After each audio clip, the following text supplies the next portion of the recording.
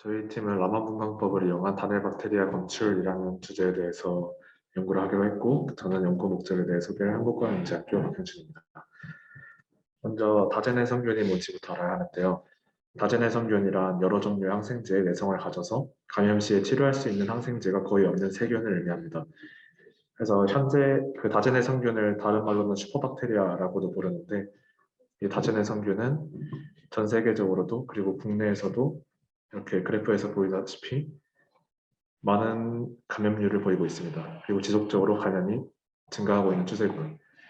그리고 저희 대한민국 기준으로는 국민 1000명당 31.7명이 항생제를 매일 복용하고 있기 때문에 갈수록 다제내성균 사례가 더 늘어날 것으로 추정되고 있습니다. 그래서 현재 다제내성균을 진단하는 방법으로는 PCR이나 아니면 해당 박테리아를 밖으로 빼내서 배양시켜서 항생제와 반응을 시켜서 확인을 하는 방법이 있는데, 이러한 기존 진단법으로는 시간이 일단 많이 소요가 됩니다. 뭐 암이나 다른 질환 같은 경우는 하루 이틀 지난다고 해서 그렇게 생명에 아주 직접적인 영향을 끼치지 않을 것으로 예상이 되기 때문에 시간적인 소요에 대한 큰 문제가 없지만, 감염적인 요소는 1분 1초가 중요한 상황이기 때문에 최대한 빠르게 조기 진단할 수 있는 방법이 필요로 하고 있습니다. 그리고 현재 경험적으로 진단하는 방법 역시 항생제를 추가적으로 처방하는 것 이외에는 별다른 방법이 없기 때문에 치료가 지연되어서 치료율이 저조해진다는 단점을 가지고 있습니다. 그래서 저희는 이러한 단점들을 극복할 수 있을 것이라고 예상하고 있는 라만분광법을 진단으로 사용하기로 했습니다. 그래서 라만분광법은 특정 분자나 물질에 레이저를 쏘아서 산란되는 빛을 통해서 그 물질의 종류를 알아내는 분광법인데요.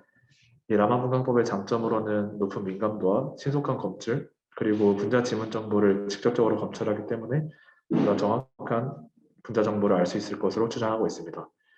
그래서 라만 분광의 결과로 나오는 스캐터링은 3개인데요. 레일라이 스캐터링, 스톡 스캐터링, 안타이 스톡 스캐터링, 이렇게 3가지가 있습니다. 그래서 이 3가지 스캐터링의 차이값인 라만 시프트가 그래프를 통해 표현되고, 그 그래프는 여기 위에 있는 2가지 그래프와 같습니다. 그래서 이 위에 있는 이 2가지 그래프를 통해서 저희가 찍은 라마 분광을 한 해당 박테리아가 어떤 박테리아인지 추정할 수 있다라는 건데요. 여기서 한 가지 문제점은 다제내성균과 일반 세균 사이에 라마 분광 결과가 크게 차이가 나지 않는다는 점입니다. 여기 아래 보이는 2 그래프가 다제내성균과 일반 세균을 찍었을 때 비교한 결과인데요. 네, 그래프에서도 아시다시피 굉장히 차이가 적은 부분을 알 수 있습니다. 그래서 이렇게 선천적으로 적은 라마 신호를 증폭을 하는 것이 다제내성균 조기 진단에 매우 중요한 부분을 차지합니다. 그래서 저희는 이번 연구에서는 다제내성균을 실질적으로 사용하진 않고 일반 박테리아를 라마 분광을 통해 찍었을 때 해당 라마 신호를 증폭할 수 있는 반사 기판을 만들어 보기로 하였습니다. 우선 이런 라만 신호의 증폭이 필요하니까 저희는 이 라만 분광물의 개선점을 반사기판을 선택을 했거든요. 이 반사기판을 선택한 이유가 반사기판 이용하면 이런 2가지 효과가 있기 때문인데, 우선 포워드 산란하는 라만 신호를 검출할 수 있고, 또 레이저 반사에 따른 더블 엑시텐션에 의해서 더 많은 라만 분광 신호를 측정할 수 있다라는 장점 때문에 저희가 이 반사기판 방법을 선택하게 되었습니다. 그래서 이런 저희가 반사기판을 이용할 때 기판의 필수 조건이란 게 있는데, 이 기판이 반사도가 높아야지 더 많은 이 레이저가 더 많이 반사돼서 이 라만 분광 신호를 더 많이 받아들일 수 있고, 그래서 높은 반사도가 필요하고요. 그리고 낮은 백그라운드 신호, 그러니까 이 기판 자체의 백그라운드 신호가 낮아야지 이 박테리아 검출에 있어서 이 분자 지문이 박테리아에 따라서 특정하게 구하기 쉽기 때문에 낮은 백그라운드 신호가 필요합니다. 또 시료 안정성 보장이라는 게 있는데, 이 반사기판 위에 박테리아가 있을 때 이 박테리아가 기판에 의해서 파괴되거나 죽지 않게 하는 이런 기판의 특징이 필요합니다. 그래서 실험을 통해서 반사기판 이용했을 때 신호증폭 효과가 얼마나 될지 저희가 실험을 해보기로 했습니다. 네, 다음 슬라이드 넘겨주세요.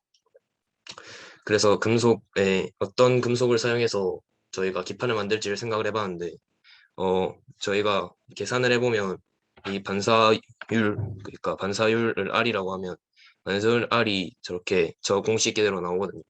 그래서 N이 refractive index고 K가 extension coefficient인데 저희가 이 금속마다 나와 있는 이 값들을 이용해서 계산해 봤을 때 은이 가장 높은 반사율을 보여가지고 가시광역에서 은이 가장 높은 반사율을 보여서 저희가 은으로 반사 기판을 만들기로 했습니다. 네. 그래서 은을 이용한 실험에 사용할 은 기판 제작 과정에서 말씀을 드리면 은 기판을 만들기 위해서는 저희가 다양한 물질을 얇은 두께의 방막으로 형성하는 과정이 증착 과정이 필요합니다.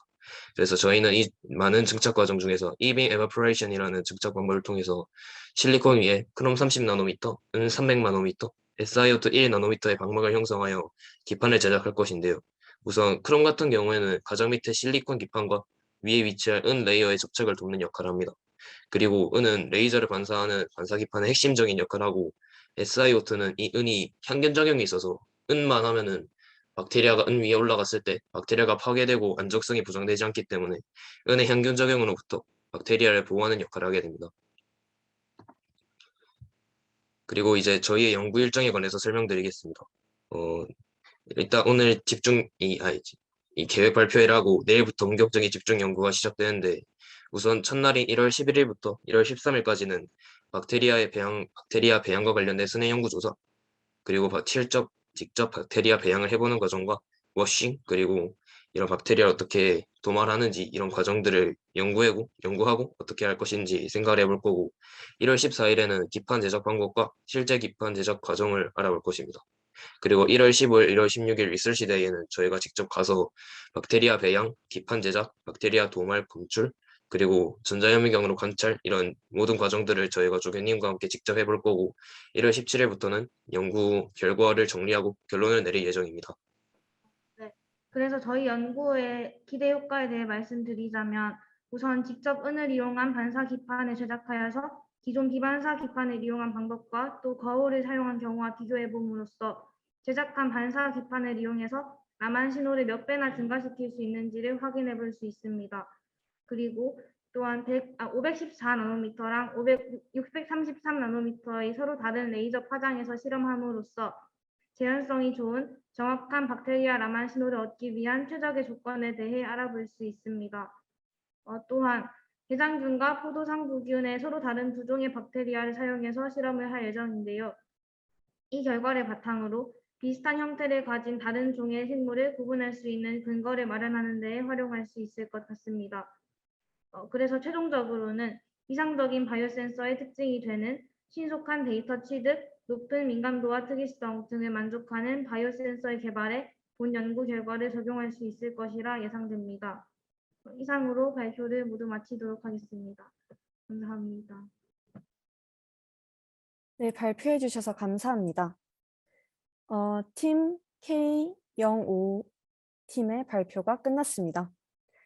지금부터 질의응답 시간을 가지도록 하겠습니다. 학생분들 그리고 조교님들도 질문이 가능합니다. 질문 있으신 분들은 편하게 마이크를 켜고 말씀해 주시거나 아니면 채팅창에 남겨주시면 감사하겠습니다. 질문이 없으시면 제가 질문 하나만 드리도록 하겠습니다. 이렇게 금속의 반사를 이용을 해서 박테리아의 그런 종류를 이렇게 알아보는 그런 실험인 것 같은데 그렇다면 아까 그 연구를 하게 된 동기 같은 것을 봤을 때 결국에는 슈퍼박테리아 같은 그런 어떠한 항생제를 우리가 흔히 쓰는 항생제를 사용하더라도 죽지 않는 그런 박테리아들을 어떻게 처리할 수 있을지를 위해서 더 정확하고 빠른 검출을 위해서 이걸 사용하는데 이 실험에는 아까 연구 결과를 위해서 직접 만든 금속으로 비교를 한다고 했을 때 포도상규균이랑 대장균과 같은 그런 박테리아만 비교를 했지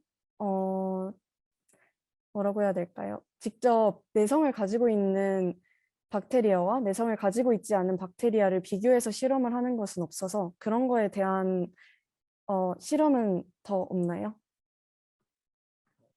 드리겠습니다. 지금도 라만을 찍었을 때 다세대 성균과 일반 세균의 차이가 있지만 너무 적기 때문에 알아보기 힘들어서 결국 저희 실험의 목적은 그 라만 신호를 증폭하는 것이기 때문에 그 증폭하는 효과가 어느 정도인지 알기 위해서 일반 세균을 사용하는 것만으로도 충분하다 생각해서 그렇게 진행하겠습니다. 네, 답변 감사합니다. 그리고 그럼 네. 그 조금 더 붙여서 제가 답변을 드리면은 이 다제내성균 이번에 이제 프로그램이 그 비대면 이렇게 그러니까 대면 한 이틀 비대면 이렇게 되면서 그 다제내성균을 보통 다뤄야 될 때 좀 절차가 필요하거든요. 근데 이번에는 이제 그 고등학생 학생분들이 이제 되게 짧게 와서 진행을 하다 보니까 거기까지 진행하기가 좀 어렵게 돼가지고 네, 그 부분은 이제 제외를 하게 됐습니다.